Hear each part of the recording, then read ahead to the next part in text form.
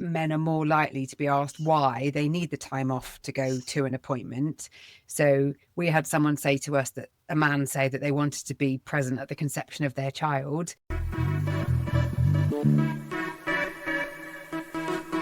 I'm actually quite nervous about this because literally about to introduce some podcasting royalty here in Natalie Silverman and Becky Kearns. Welcome to the Male Fertility Podcast. Oh, thank you for having us. It's very exciting to be here, Shaun. I remember that first chat of you going, I'm going to do a podcast. So what did you say? You're 3 series in? This is 4th now. That is very commendable. Thank you.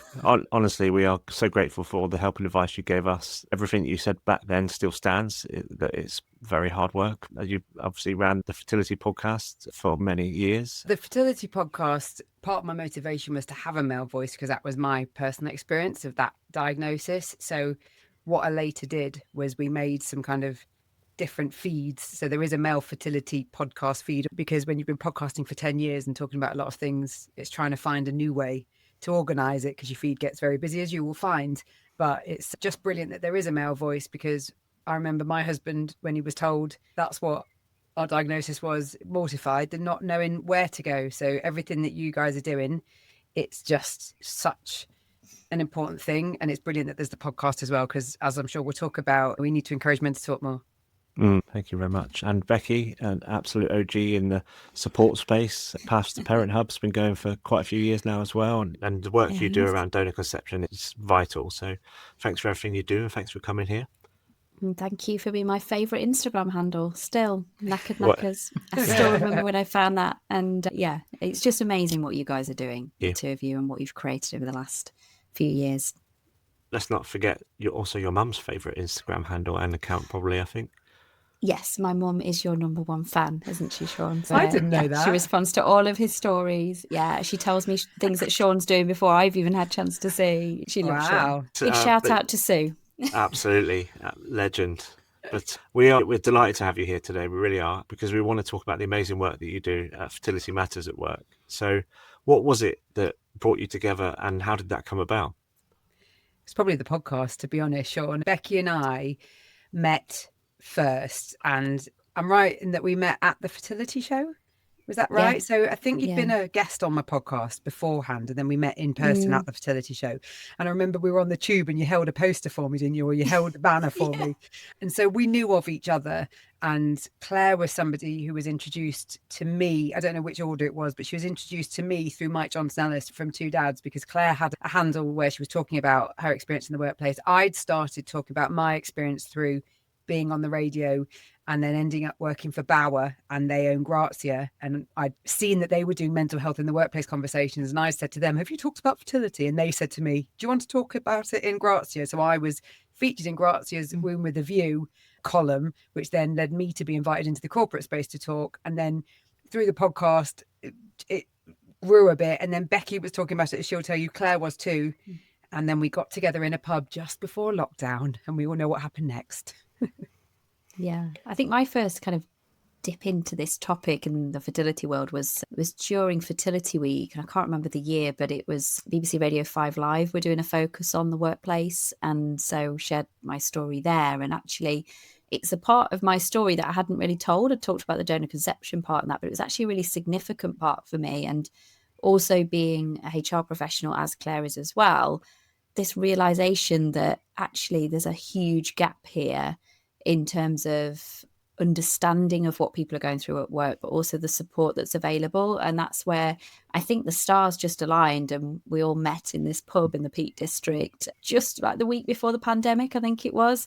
And we had a table full of Post-it notes of what we thought we could achieve. And it's always one of those days I look back at and think, wow, look how far we've come over the last few years, because I think it just started off as an idea and something that we thought, actually, maybe we could do this. And now we're working with lots of big employers, conducting research, having conversations, not just in the UK, but globally, but really trying to get this started in the workplace. And I know, Shaun, you've been instrumental in bringing the male voice into the workplace as well, because often there's a bit of a barrier there, but I'm sure we'll talk about that later on. Yeah, well, honestly, everything you're doing is fantastic. When you think about some of the live events that you've put on, like last, was it November? Yeah. In the Awareness Week. Wow, that was just incredible. the voices that you had there, especially on that intersectionality panel, it was just incredible. We had everything covered, and then you get in, like you're saying, like really big companies, the leaders of those big companies really driving for that change, and it's really impressive work. So thank you on behalf of us. But we're really keen to always bring our community together, because I think it's how we met and it's how we've just grown. And that panel was just the perfect combination of people, and also the fact that we knew we could ask so many different voices, but everybody was up for it. And even in the pre-chats, it was just so brilliant hearing the different dimensions that people can bring, because our ethos is that we say to organizations, this is a people issue, it's not a women's health issue. You can't just say it's over there, it's all people. And that's obviously where we try to bring in the male voice, but just having that representation of different people shows anybody assuming that it's not relevant to them that actually it might be, because they might then see themselves or a colleague that they might not have realized before. Because I think there's still a lot of misconceptions about who's impacted by this. Yeah, I think we've said it many a time, haven't we, on some of the talks we've done, but where I finally opened up after a year and a half of keeping it quiet from everyone at work.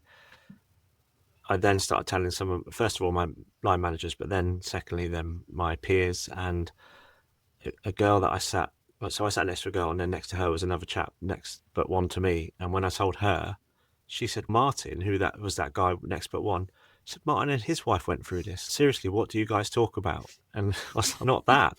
And therein is the problem for men, but also at work. And we spend so much time at work during the kind of waking hours. And you probably know the stats, but I'd imagine the bulk of any employee going through fertility treatment is going to be in 30s and 40s. And I think it's, like you say, we spend so much of our time in the workplace, and it's impossible when you think about what you're going through, it not to impact your career. And I think your career is a huge part of your identity. And actually, when you go through a fertility struggle, your identity is challenged in many ways. And so I know in my own experience, that did seep into work, and I had these sort of feelings of failure from my own kind of ability to conceive and my diagnosis and going through multiple rounds of IVF, that then I started feeling like I was failing at work as well. And who am I if I wanted my career, but I also wanted to be a mum? So it throws up all these different questions. And you're at that point, if you're ready to have a child, where you've probably thought about your career and actually this is going to happen next and this is where I want to go. But actually, when that doesn't happen when you want it to, what does that mean for my career? So there's so many different questions that it throws up. And I think you're right, Shaun, in terms of there'll be people around you that you don't even realise in the workplace who are going through it, or have been through it and in silence. And we've had CEOs where we've been into organisations and they've come and said, oh, actually, yeah, I went through this 10 years ago. It was horrific. It was awful. And that is the ripple effect, I think, of opening up these conversations. You hear more and more people sharing their own stories, and that's where the power lies, I think. And that's why we always want to use real stories to bring this to life. I never forget, we were doing a panel session face to face, and there was a guy in the room that was just like staring at me really intently through the conversation. I was thinking, oh God, he's not really enjoying this conversation, or I was thinking he didn't want to be there. And at the end, he came up to us and said that it was something that he'd been through a good decade or so ago, and that it was just amazing having it brought to life. He was a senior leader, as Becky had said, because we've had so many different levels of people, but he was like, I hadn't realised how much it was still impacting me. And almost we were then trying to encourage him to talk more openly about it, because I think part of, I'm sure what this conversation will highlight is the reluctance of men to A, talk about the difficult stuff, and B, know who to talk to about it. Yeah, I'm going to echo something that Becky said there in terms of when I was going through our fertility journey, I was open with my employer, but I took the stress of my fertility journey into the workplace every day. So everything became harder. And I was really lucky where I had a really understanding head teacher, and they were amazing, and they structured everything so I could take some pressure off me. But I distinctly remember that feeling, that heavy feeling of walking through the door, because you've got an additional work stress.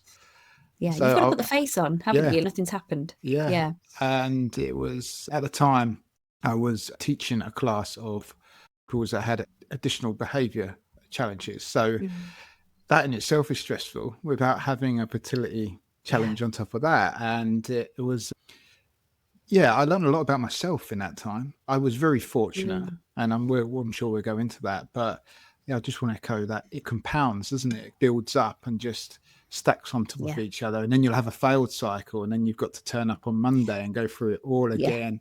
And it's incredibly challenging because you spend so much time at work.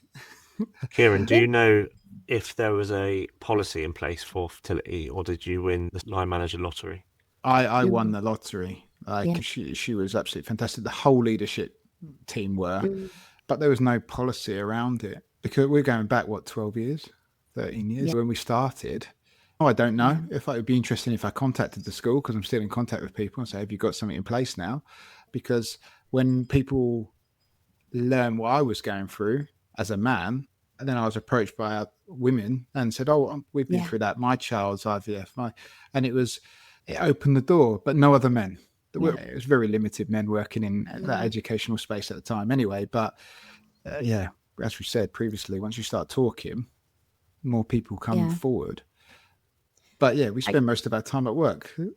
We do. And I just want to pick up, you use the word lucky and grateful within there. And we hear that all the time from people who have had that good experience, that I was really lucky, I had a good line manager, or they understood. And a big part of our mission is we want to make that the norm, that it shouldn't be, like you say, the line manager lottery, who you get. And there should be a consistency of a policy in place that at least gives that foundation of support. And it's interesting what you say about the education sector as well, because it can be really difficult when you're planning cycles. And I've heard of teachers literally waiting to plan them around term time, and because when you're not in term time, so that you can actually go through treatment, because otherwise it is such a difficult job. And I think that's the thing, everybody's got a different type of work that they do. And Shaun, obviously yours was very intense shift work and having to be there. That how do we make sure that across so many different industries and different job roles that people have that same support? And I think that's quite a challenge, because it's quite easy when you're in an office environment where you've got flexible working and people can work remotely, but there are so many jobs out there. I'm sure people listening now who will be thinking, I'm not quite sure how that's going to work in my own workplace. And that's one of the biggest challenges I think we find. I think we're here, we talk about male fertility, and we're both in the situation through Male Factor. But of course, for both of us, there was a female on the other side, someone who is having to take those needles to work and navigate that. I remember Jenna sending me a picture once, and I was like, of when she was doing it. I was like, where are you? You didn't look great. It was the toilets at Euston train station. Now, we could probably say a lot about needles in train station toilets, but this was obviously a lot more emotionally impactful. And when that really stuck with me, still got the picture. And it's, wow, you having to go through that and try not being really careful where you're putting stuff. And this is just, it must be draining, especially if you haven't said anything, to have to, because we all know about the appointments that they're not in your, you don't choose when they are. You're at the mercy of clinics and cycles and everything. And I did it for a year and a half, like I said, where I didn't say anything, and I was covering it with sick leave, annual leave, trying to change shifts around, and that adds on a big stress and a bit of toil as well. How did you navigate that when you were going through it? For me, I was open. I'm a bit of an open book anyway. I find it very hard to hide anything. It's just how I am. But I'd also just started a new job when I was told that I needed to go through IVF. And because of my diagnosis of being premature ovarian insufficiency, time was against us. So it wasn't even like I could say, we'll do it in a year once I'm settled into the role. And I still remember having to have this really scary conversation with my new boss, like a few weeks before I actually started the job, whilst I was still leading up to it, say, actually, just to let you know that I'm going to be going through IVF, so I'm going to need some flexibility for appointments. And she was understanding to a point. She was going through it herself. So I thought, this is amazing. I've got someone who truly understands. But she was a very different person to me and dealt with it differently. And over time, it became actually quite challenging. And so I would get the earliest appointment that I possibly could. I'd leave the house at sort of 6 a.m. It was an hour trip to get to the clinic, and then have my appointment, then try and get in the office. And I remember feeling really guilty walking in about 9:15. It's not even that late. But because everyone else was getting in at 8, half 8, and because I was new, people were thinking, oh, the new girl, she's late again. And that really affected me as well. I think my confidence and being able to, and I felt like I had to explain myself, I had to share. But I think that's probably more of a rare example, because we know through our research that 61% of people don't feel comfortable talking to their employer.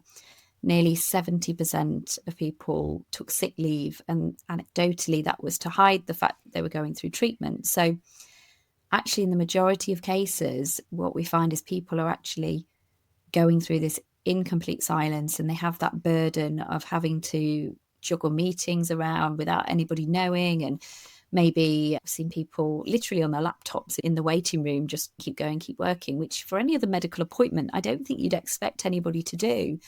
But this is something that I think for many reasons, there's obviously the shame and there's the stigma that still exists around this topic. It's really personal. But also, and I'd be interested in your thoughts from the male perspective, but we know particularly for women, this is very much closely linked with you're showing your hand before you're pregnant and saying that I'm intending to have a baby. And that ultimately means, and hopefully if things work out, there'll be a period of maternity leave. And we have spoken to people who have tried to hide it. It's come out through a sick note that they're having IVF, and then ultimately they've had to leave their jobs because they've been forced out, because for that employer it was easier to do it that way than it was more expensive to have a maternity leave. So it's something that I think it's not an easy thing just to say to people, just tell your employer, get that support, because many worry about, will that affect my chances of that promotion that I've been working towards? Will they think that I'm less committed to my job now? What will they think of me? Will they think that having a baby is more important than my career? And it's one of those things that unless you've got someone you really trust, or unless your organisation has that support in place with the policy and everything lined up, you have to feel very confident to be able to even approach and have that conversation in the first place. I don't know, like from your perspective, whether did that ever cross your mind as a man from a career perspective? Will this impact my career? Certainly not from my perspective. And I think what I would say is, unfortunately, it didn't. And the reason I use the word unfortunately is because of the state of paternity leave in this country, which there are people campaigning about. Elliot Ray's doing some amazing work about that, because at most it was going to be 2 weeks. And then, like you said, that career penalty then doesn't apply really, because people take 2 weeks for a holiday, and it needs to be a lot longer. And then perhaps there'll be repercussions on the other side if you are preemptively saying to your boss that you're trying, because like you said, most of the time people don't. They do that privately behind closed doors and then make the announcement however long down the line. But yeah, how about you, Ciaran? I don't know, it might apply differently in teaching. No, once again, it's because of the paternity situation. I knew I'd get our policy said a minimum of 2 weeks, so they gave us 2 weeks, which was really good. And then my son, he just happened to come 2 weeks before Easter, so I ended up with 4 weeks. So it just happened that the holiday fell when it did. But I wasn't concerned about my career or anything like that. What I was more concerned was about my masculinity, massively. I knew that I could still be charged forward with my career, but I was worried people's perception of me would change as a man because I was coming out as being infertile or sub-fertility levels. That's what worried me. And subsequently, that's why I had so many mental health issues, because I thought the world was judging me. I've said it before, I was fortunate that I had such an understanding boss right at the top of the tree, but they couldn't control how other people responded to the situation. Because of the type of class that I ran at the time, I had quite a big team that worked for me. And initially, I didn't speak to them about it. They thought I was just off, or I was off with stress. But actually, the reasons behind the stress, they didn't know until we sat down and I put it out. And they were a lot more understanding. But that was my fear. It wasn't about a career. It wasn't about what would happen in the future. It was how people were going to judge me at that moment in time, which I would imagine is how a lot of men feel. It's definitely how my husband felt. And my son's 10. And I can probably say that only in the last 18 months to 2 years, he's found a bit more peace with the experience. Yeah. And that's exactly how I'd explain it. I'm at peace now. It's still part of me. And I'm still sometimes wary about when I bring things up, because not everybody will have that understanding. And it's more because I can't be bothered to deal with it, that kind of situation. But yeah, that's where I was. It was more the stigma linked to it, which is what we're trying to drive out now. And I understand it a lot more. Other people's responses to my situation is nothing to do with me, it's their issue. I know that now. Exactly. But when you're actually starting off on a fertility journey, especially as a man, you don't have that understanding initially, I don't think. Not many men do anyway. I think what we see is when because as part of our events within corporate organisations, we invite that organisation to ask their employees if anybody is willing to share their story. And I would say 90% of the time it's women that are coming forward sharing their stories. And it is quite rare to have a man, but we always push to say, if you've got anybody out there who's willing to speak from that male perspective, it really is powerful. And I hosted one just last week, and it was actually quite a senior male in the organisation who'd been through struggles, and actually they hadn't conceived in the end, and they were now childless, not by choice, but him sharing, and I could see him getting emotional as he was doing it, because often it is bearing your soul and you're talking about something. And actually, I think for him, he's always been seen as quite a strong senior male, not really shown that much vulnerability. But he said afterwards what a powerful experience that was, and how many people were then reaching out to him. And the chat during the webinar was just going crazy. The emojis going up the screen where he was just sharing this very raw personal experience that I think without us coming in and hosting that event, he probably would have never spoken about at work. And I think that's really powerful, because where we can get a man to talk about their experience, it definitely will have that impact on other men. And like you say, with that kind of shame and stigma, my favourite quote is always, shame dies when stories are told in safe spaces. And that's exactly what we want to try and do, and exactly what you guys are doing right here, right now. More organisations, though, I feel, especially over the last maybe 6 months, because we're pushing the male conversation maybe a bit earlier with them when we're doing these awareness sessions, they're almost feeling more confident to ask for men too, because it feels like even this week I've had some conversations with some of our members about events they're doing, and I've said, do you know if there might be any men willing to speak? And most of them are saying yes, they are. So it feels things are changing a bit more, because again, it's that permission that's been given, and in their comms they're saying men and women, this is a people conversation, rather than that assumption that it is relevant to just women. And we've had around baby loss awareness last October, we had an organisation come to us. They'd had the men say they wanted to do it from that kind of male perspective about the partner support. And I think the more that can be driven from organisations to encourage that male voice, the more we'll see of it. And it's brilliant. It feels really like trailblazing. That shift is starting. It's by no means anywhere near where it needs to be, but I feel that I have heard more people say yes when we've asked the male speaker question. Yeah.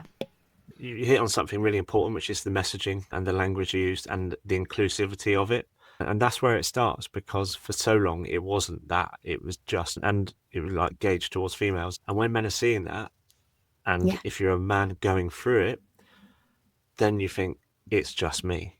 I'm not relevant because it must not be men in general. I'm the only one. And that's how I felt for so long, because there was no one talking about it. All the language around, anytime I'd search anything, it would be like floral notes in the design and kind of yellow or pink and that. And then, men just weren't even included. So that's such an important step. And like you said, it feels to us like things are changing as well. A few months ago, someone asked me, do I feel like that there's more men talking and that there's a sea change in the world in general in terms of like male fertility and awareness? And my immediate answer was yes. But then I had to check myself and think about it, because I realised that I'm talking about this every day. You're in a bubble. Some respect. So I had to remove myself from that bubble to then take stock of what's going on. And I went back to him and said, my answer's still yes, because of the enhanced media coverage, more people with like celebrity platforms and stuff talking about it and talking about their struggles. Sometimes it's not always like a male factor isn't specifically talked about, but sometimes you can read between the lines. We're going in the right direction with the men. And the main thing that proved that to me was when we set out to do series 3, talking to men and their real stories, me and Shaun had the conversation of, can we get 10 guys to talk about this? And we ended up, we would have been able to fill it 2 or 3 times over. Guys wanted to talk 4 years ago. We wouldn't have been able to fill that, but we really could have filled it a few times over. And we're going to draw upon those guys that we couldn't fit in last time into a bit of this series and future series. So we're going in the right direction, but you have to, as Shaun said, sometimes you have to really sit back and think, if I was not in this space, are we making progress? And I believe we are. We definitely are. And Ciaran, do those men tell you whether they've talked about their experiences at work when you're chatting with them? Yeah, a couple of them have. We've talked about it specifically, asked them how their work environments are. And we've had a mixed bag, I'd say, wouldn't you, Shaun? Like, we've had some real, horrific stories. The one in particular, one of the guys had quite a big disagreement with his work colleague, and they were quite vicious to him about it, where others have been very supportive. So, they are willing to talk about it. Those guys that are willing to talk about their fertility would definitely, in most cases, talk about their work-life experiences with it.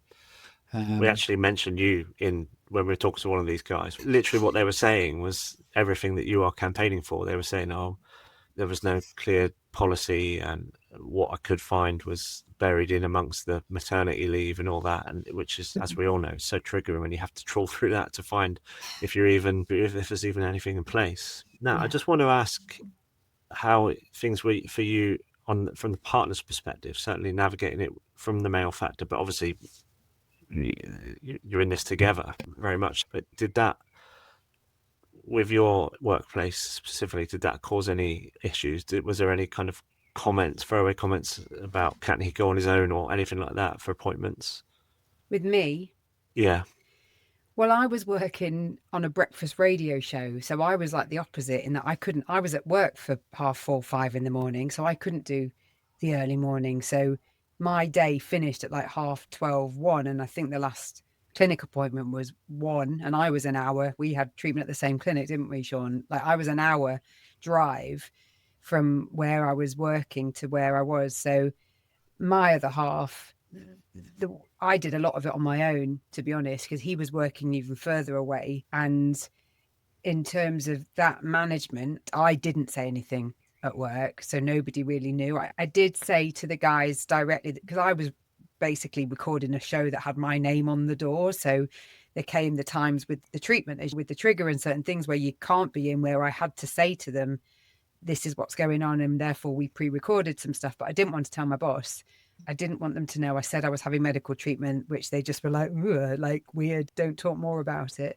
But my husband didn't say anything at work. It had quite a significant impact, I think, on our communication. We didn't really talk about it. We were very much rabbits in the headlights with it, because the way that we were treated, it felt he was very overlooked. He didn't feel seen or heard in any of it. That was kind of part of my motivation with the podcast, because he couldn't find anything online. Nobody was talking to him about it. The exchanges he had were like, you're the problem. He was a personal trainer and a health coach at the time and thought he was in peak fitness and peak shape. And I think that was a real eye-opener for the pair of us. Ultimately, our treatment worked first time. So I know that's rare in a lot of our experience, yet our struggles continued because we ultimately weren't in a position to continue with treatment. And we made the decision to donate our frozen embryos to science. So that was a period of decision-making, discussion, counselling, implications counselling, and ultimately that real head over heart that we had a son, we were trying to buy a house. Do we have money for treatment, or do we have money to try and move forward? So I think in all of this, when we're talking about the mental health elements and the challenges that we all face, I know my husband found all of that very difficult because we both found it difficult, but I was trying to encourage more conversations about it. And at that point, I was doing the podcast, and the podcast for me was a big piece of my therapy. He'd not really talked to anybody and hasn't really, over the last couple of years, he's found other ways to deal with his mental health, and has retrained and is in a much better place. And actually, for the first time this summer, I'm not sure when this is going out, but basically in August, I've put like a panel of people together at a festival called Green Man that he's going to come on and talk about his experience. So we've been joking about his first public conversation about it was when we both went to meet Jonathan Ramsey, who insisted on us both going. And my husband ended up interviewing Jonathan, which was one of my favourite podcast episodes. But in the summer, he's going to be on a panel with me talking about his experience then. So it'll be interesting to see how it goes, because, he's not done it very much. Brilliant. It'll be great for him, like you said, how good the podcast has been for you navigating that. And actually, that frozen embryos conversation is a very hard one. And I think perhaps a topic for a whole other episode, actually, because we're in that phase now. And it's you kick that can down the road to a degree. And then when you have to face it, it's really hard. We're in exactly the same situation. We've only got one, but it's a hard conversation to have, isn't it? Because it could be another little one sat there that would bring a lot of joy to our lives. Yeah, another conversation. I was just going to say on it, the timing part of this is so key, as is the whether or not you want to educate. Because I think part of what I've realised, and I think we do with our work, is we educate. And what you're doing with your podcast is you're educating. It's whether you've got enough in you, the strength to be that educator of what it feels like, what it means, what it does. We've all kind of found that piece to be able to pay it forward. But if you're not there, you just can't, no matter how much you might want to. And I think in my case, with my other half, he's now there, but it's such a difference in timing. Yeah, absolutely. I heard a quote once, I can't remember it, but something about you need your wounds to have healed before you can start going back and readdressing it, rather than from an open wound. But I completely butchered that. But I think hopefully the message came across. Nailed it, mate. You nailed it. It's fine. We want to tell you about Impril, the unique supplement for conception, which is recommended by fertility specialists for both men and women. We know that poor nutrition is one of the leading causes of infertility, but we are also aware that it's practically impossible to maintain a diet that's perfectly balanced, especially for conception. Choosing the right supplement can be confusing. Many multivitamins contain strong antioxidants, which may actually damage sperm quality. Impril is made from activated micronutrients, which help every cell within the human body, from the biggest, the egg, to the smallest, the sperm. These micronutrients have been clinically proven to significantly improve live birth rates for men and women who have previously been struggling to get pregnant. You can find out more and hear from couples who have used Impril by visiting fertility-friendly.co.uk. If you decide this is for you, there's a 10% discount just for our listeners, so make a note of the code MFPodcasts10. That's capital M, capital F, podcast, all in lowercase, 10. So let's get back on topic anyway. Fertility Matters at work. When it comes to what you advocate for, when you speak to employers, what's the kind of gold standard policy that you'd be looking for? But to anyone who's listening who is perhaps a line manager or CEO and someone who's involved in decision making at a company, what is a quick win that you could do now? So when we're talking about policy, I think the whole point of it is that it's so much more than just a piece of paper that gathers dust that just sits there. For it to be really gold standard, you've got to be thinking wider than a policy. You've got to think about how you bring it to life and how do you shift the culture around this, because that's a big blocker to many people feeling comfortable to open up and seek that support. But the basics of the policy, it needs to be inclusive. So it needs to talk about the fact that this is a people issue. It needs to think about not just the person physically going through treatment, but the partner as well. We always encourage to avoid heteronormative language, and because we know that the LGBTQ plus community, their route to parenthood will very likely involve fertility treatment. So making sure that it's really inclusive. And also the work we do, a lot of consultancy around workplace policies, it's softening that language. does someone really need to come and show you an appointment card for every single appointment? Or are you able to have that level of trust with your employee that they're not going to lie about something like this? One big part of what we look for is for that ability for people to take time off, ideally for that to be paid time off, so that they're not having to use their annual leave, not at any financial detriment, and for there to be no limit around that. And there are some organisations now that are saying, look, you take the time that you need for those appointments. And there are others that still do amazing things. They will pay up to 10 days a year towards appointments, which is still much more than many organisations. But for people who are looking at a policy, the first thing they will look for is, okay, how am I going to practically manage this with work? So what am I entitled to? So we encourage that. We encourage a lot of flexibility and the ability to take it in hours, because often you don't need a full day off. And that helps both the person going through it, it helps the business as well. You've not then got people taking full days off sick to hide a 2-hour appointment.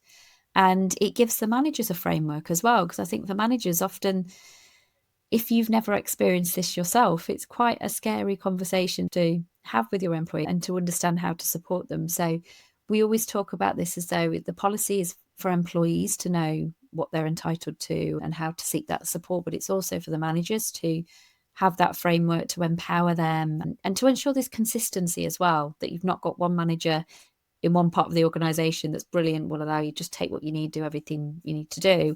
Another manager who's literally writing down every time they've been off and, oh, you've now triggered the absence policy, we're going to take you in for a disciplinary. And we have heard of that as well. So there's so many different aspects to it, but I think the really important part as well is then that signposting. So not just what you're entitled to, but how can you get further support? And an organisation's job isn't to fix this for somebody, but what they can do is be that source of credible information. And we often signpost towards your podcast, for example. It's signposting towards things such as peer support within an organisation. So we encourage connection groups. We have fertility champions in some organisations. And I suppose the policy is that foundation that an organisation can then build on with the awareness raising, the education, the line manager support and the peer support. I think that's pretty much covering everything that we would look for. But what's amazing to see is that every organisation has a different tone of voice and a different way of approaching it. And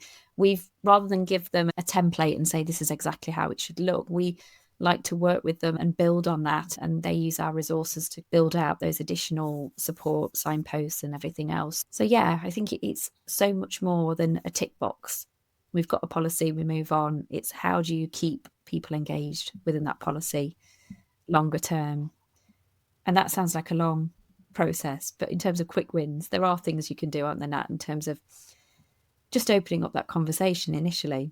We've seen brilliant examples where organisations have put out a survey and asked people questions, listening to what people actually need, knowing who your people are is the most significant thing that you can do, because only then can you then put the support in place. And I was at an employee wellbeing conference the other day, and there was an organisation talking about how they do mental health surveys every single week to their colleagues. So asking the questions, you don't have to have a load of money put behind that to just put out some surveys and actually have, is this a topic that you'd like more support on? Because when we started and we had some organisations saying nobody's talking about this, we were saying it's because they don't think they can talk about it. And so by giving people, again, we've said it a few times, that permission, we know it's 1 in 6 people worldwide they're impacted. It's inevitable that unless there's only 2 people in your organisation, if we've got at least 6, we're probably going to be talking about somebody. So I would say a quick win is put out a survey, put out the feelers, open up the conversation, even start physically. Like one of our member organisations did a whole listening project,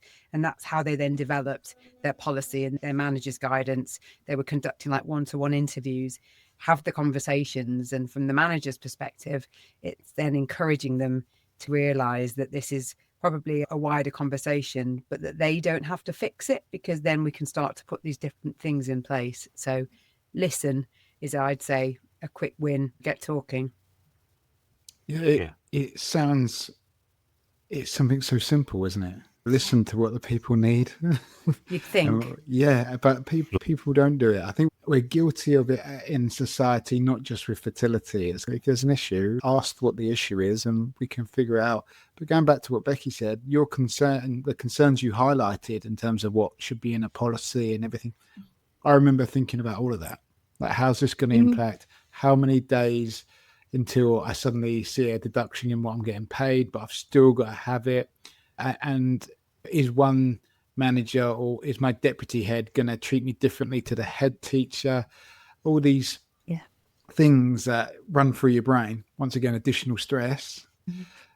I was lucky. They asked me what I needed. But that's what Natalie said. It's just a simple question, isn't it? What do you need? Yeah. What do you need? And how, once you have that information, then you can act. Until you have that information, there's nothing you can do, is there? You're just guessing, especially if you've never been through it as an employer.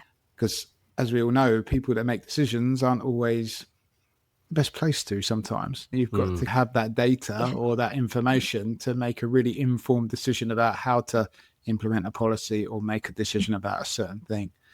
I've probably mentioned it before, but during our treatment, the initial people that I told, my line managers were so good, but I almost 2 years down the line now, so a year and a half of hiding it, about 6 months of then having that amazing support, I decided I needed a change in my role, and I did an internal change, went to a different team with the same organization. And my line manager was saying, don't go, I'll look after you. And I was like, it's not just about the fertility stuff. I just need a change. It was more stable hours. And we were coming to the end of my side of stuff. And I knew that it was going to pass Jenna and it was going to be all the injections and get more scheduled side of the IVF journey. And within a week, I regretted it, because I remember I was stood at Bourne Hall at our clinic, and it was an appointment during work time, and my new line manager phoned me to ask how long am I going to be, when I'm going to be back, and I'm an hour away from work as it is, and we were waiting for them we did something, we had to wait and then go back in, and you can imagine the stress that put me under. And I tried to go back after a week, I tried to go back to my previous role, they didn't let me. They said, give it a few more months, it'll be better. And I waited a few more months, said, no, not happy. I just didn't have that ever happen. It's like you said, Becky, always had that feeling that I was an inconvenience and my appointments were an inconvenience. So after a few months, asked again to go back to my previous role, and they wouldn't let me. So guess what? I left the organisation. I literally quit.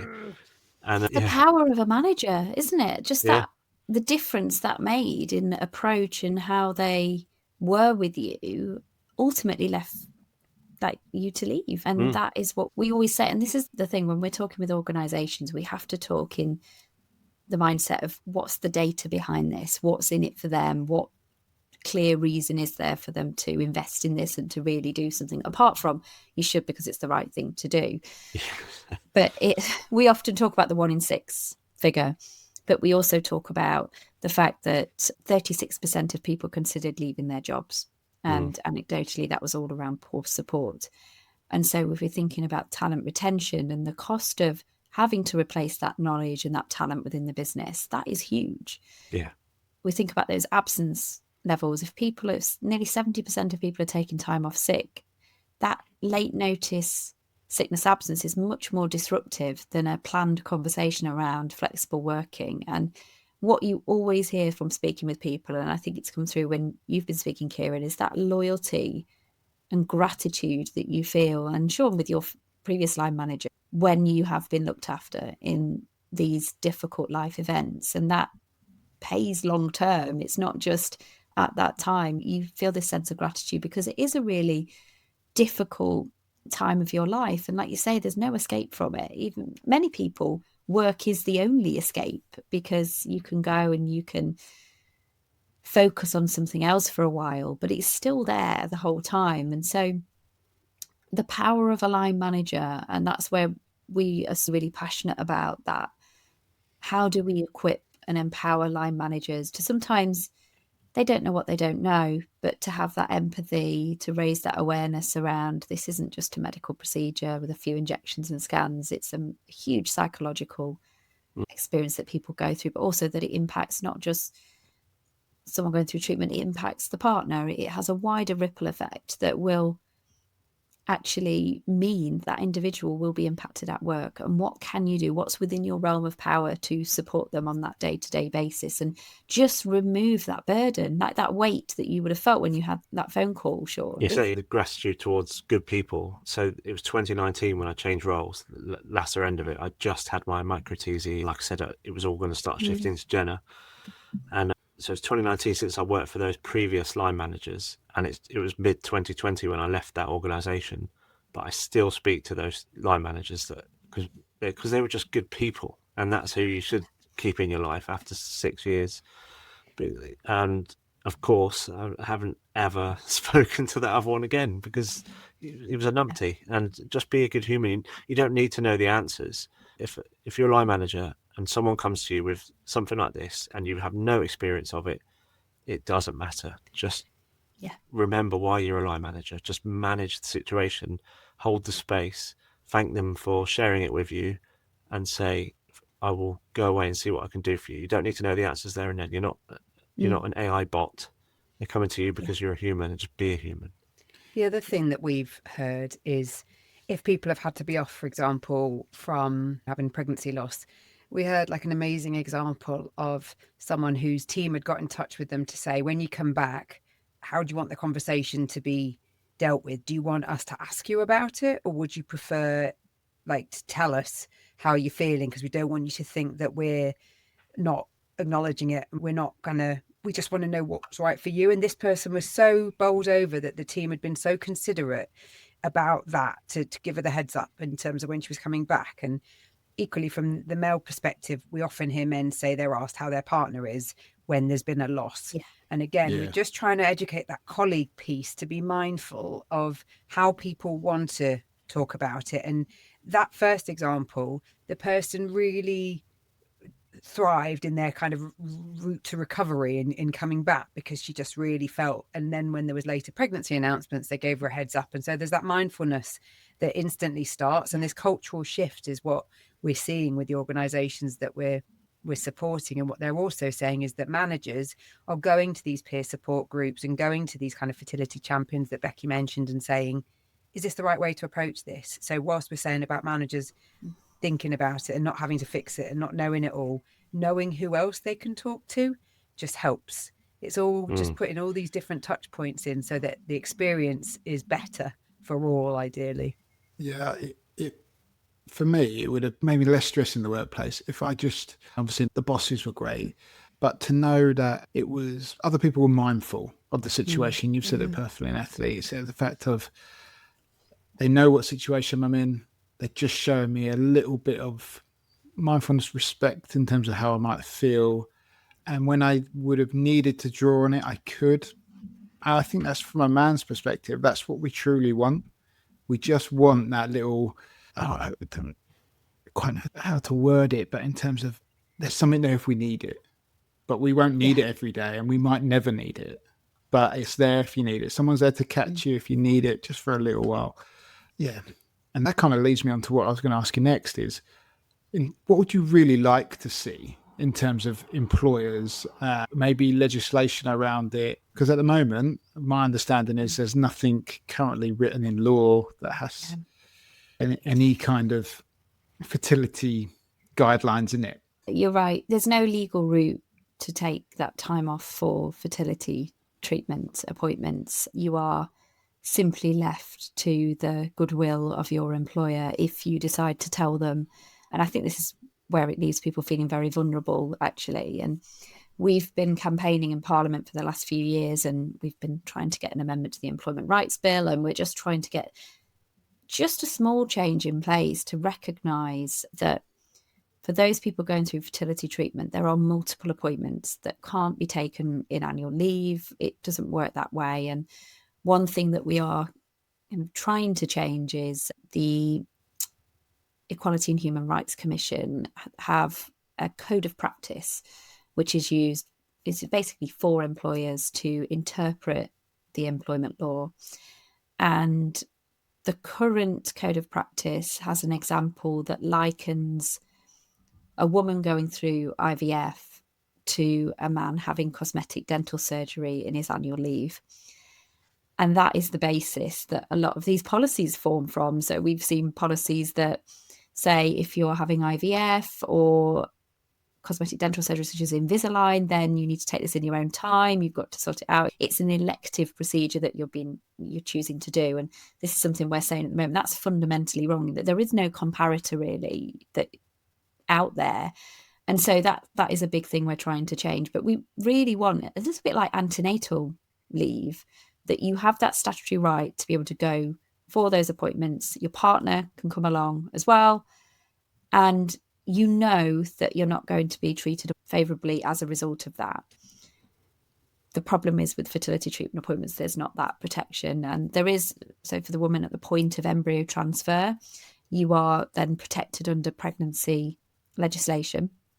But for any appointments leading up to that, you are left. And I spoke to someone recently, it was a couple, and he had a brilliant employer who had been really supportive and allowed him to go to all the appointments, no questions asked, everything else. She had a manager who was really supportive, but then changed managers. That new manager decided that, no, you shouldn't be given paid time for those. You should be taking them as sick leave. Oh, by the way, now, retrospectively, you've triggered the absence policy. You need to come in for a disciplinary. And she ultimately left her job. But there's nothing out there in law to say that shouldn't happen. So that's what we're really trying to do, to have just the basics put in place so that people don't have to fear for their jobs whilst they're going through this. And actually not to just put the onus on employers to voluntarily do this, to say this should be the norm. This should be what all organisations do, because I think I mentioned earlier, you'll have your middle management office jobs that are probably more likely to sign up to things that we do with Fertility Matters at work and put these things in place. But then you'll have your shift workers, you'll have those on the factory floor, you'll have those working in the NHS. We hear so many stories from the NHS that just don't have that level of support. So it needs to be available to everybody, I think, who's going through this. And I think we're still a way off, sadly. I think we've got MP support, but it's finding the right time to get that legislation through. But we're just going to keep banging the drum and seeing where we get to with it. Thank you. Thanks for banging the drum. I don't know if it's too early for this question, but you've obviously been doing it for a few years. But have you had any data about recruitment and retention and how companies that have changed their policies, or even not even if it's a policy change, but just have brought in better practices, have they seen any improvements? We've currently got our survey that's out and it ends this week. So by the time people are listening to this, our kind of research will be out there, a more recent survey that we've run. But actually, there was a stat that really stood out for me. We actually learned this statistic by chance, but we did some work with Zurich. I think it was around the end of 2022, and they'd introduced their new policy and they were wanting to talk about it in the media. And so they partnered with us to almost be like a spokesperson for why this was important. And I know, Natalie, you ended up on BBC News and Sky News talking about this, and they had some really good publicity around what they'd put in place. And it was only after that event that I think you bumped into somebody on that campaign. I was out having a drink there we go. Where I live in Altrincham in Manchester. And a guy came up to me and told me that he was the head of comms for the agency that Zurich had used to do the media interviews. And that as a result of the conversation, and it was a piece of research that they were talking about, we were the kind of talking head on their behalf, they'd had an 11% increase in hits to their careers page and to their recruitment pages, which they were directly linking back to this. And I know that we're seeing that I think it's about 49% of Gen Z are looking for this type of awareness raising or support in organizations when they're looking at where they're going to go. So we're still piecing all the different elements together. But from the members that we know that are doing it, we know that the feedback that they're getting internally is that people are saying they feel more supported. And so that loyalty piece, the ripple effect is going on. I don't know if there's more stats that you've got, Becky. I think it's some of these things are not tangibly measured as well. It's how people feel, and it's very hard to capture. But I know for the organisations that we are working with, just the transformational feedback that they are receiving literally live on the webinars when we're hosting them, where people are saying, and we've even had managers reach out to us after events to say, thank you, I had absolutely no idea. And I was supporting someone last year and there were so many things I could have done better. And I'm going to take that now and use that as I go forward. And I think it's just knowing that you've hopefully made that experience better for somebody in the future. And that's, I think, why we all do what we do. It's to make that path smoother. And yeah, we can't fix the fertility side of things, but we can hopefully help change attitudes. And I think that's a big part of what we try and do, change those attitudes towards this, that we try and really bring to life what it means to go through it as well, that psychological, emotional impact, because this is so much more than just a medical procedure. It's your life, isn't it? And it's life altering, these diagnoses and how we go through them and our careers. I think as well, just to add on that, the longevity of this conversation that we have with our members, we explain that you can't rush it. It has to evolve. And part of that messaging that we encourage our organisations to say to their people is that this is an ongoing conversation.